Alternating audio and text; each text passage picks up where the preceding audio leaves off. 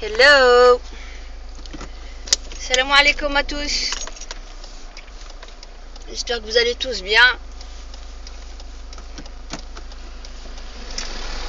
Alors, on a gagné, hein? La France a gagné la Coupe du Monde. Quoique je ne sois pas trop pour... je suis pas très football, mais bon, là, pour principe, voilà quoi. On est solidaire avec la France. Et au-delà de ça, on peut se poser d'autres questions.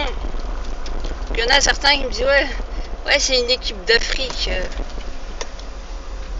Moi je suis un petit peu sceptique malgré tout. Pas des qualités des joueurs, hein.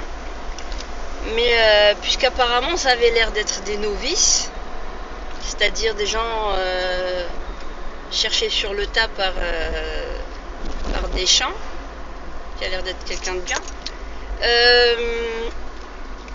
Juste pour dire, le casting qu'on a fait, on a mis beaucoup de noirs africains, d'accord? Ça c'est une réalité. Donc c'est pas des jeunes, même si ils ont des qualités, c'est pas des jeunes qui ont fait leurs preuves longtemps sur le terrain pour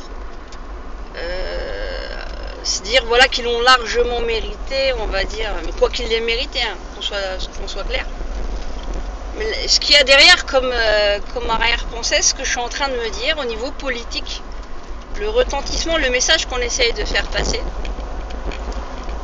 Donc c'est un peu comme ici en Belgique, pour faire gagner la Belgique, on fait de grosses équipes, je crois que c'est à Tongres ou ailleurs, où il n'y a que des noirs africains. On utilise les noirs africains pour faire briller la Belgique.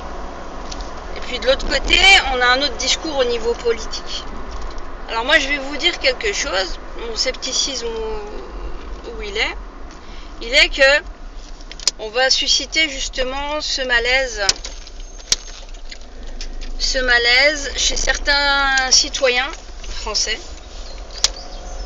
de leur faire peur et de dire ça y est, on a africanisé toute la France.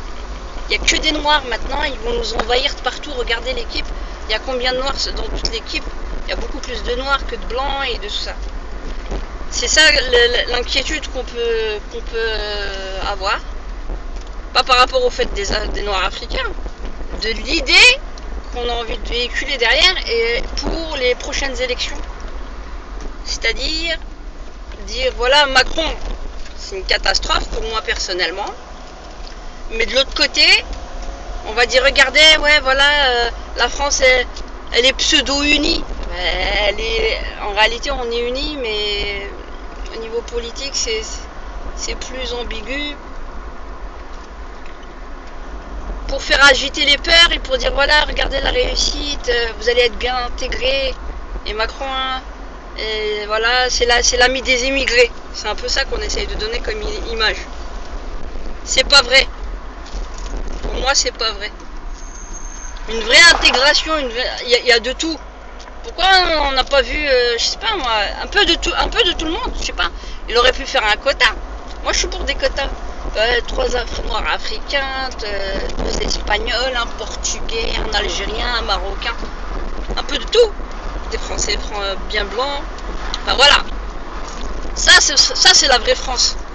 Ça c'est la vraie France. Qu'est-ce qu'on a fait? Ils ont mis tout un panel de noirs africains.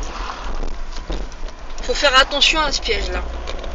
Et ça va susciter beaucoup chez certains un nationalisme où on va se sentir, ils vont prétexter ça comme argument pour dire regardez comment nous sommes envahis, c'est ça qu'il faut craindre. Sinon je suis très contente. Je suis très contente. Et ils leur ont prouvé que voilà, les noirs africains et que plein d'autres français de toute origine font briller la France. C'est grâce à eux, pendant 4 ans, il va y avoir encore beaucoup plus de tourisme en France. Et voilà, il faut leur dire merci pour tout ce qu'ils ont fait pour la France. Mais c'est juste, voilà, un petit détail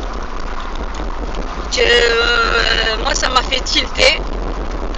Puisque si ça avait été des gens, des joueurs de très grande expérience derrière eux et qui auraient largement gagné la place, on n'aurait pas cogité autant. Mais comme ils sont tous novices, on aurait pu prendre un panel bien plus différent et bien plus varié. C'est ça que je crains. Et ça, c'est pour une manière aussi que Macron et compagnie, il assure sa place pour la deuxième présidentielle. Voilà. Allez, je vous laisse. Et vive la France. Soyons soudés au-delà de toutes nos origines. Au revoir.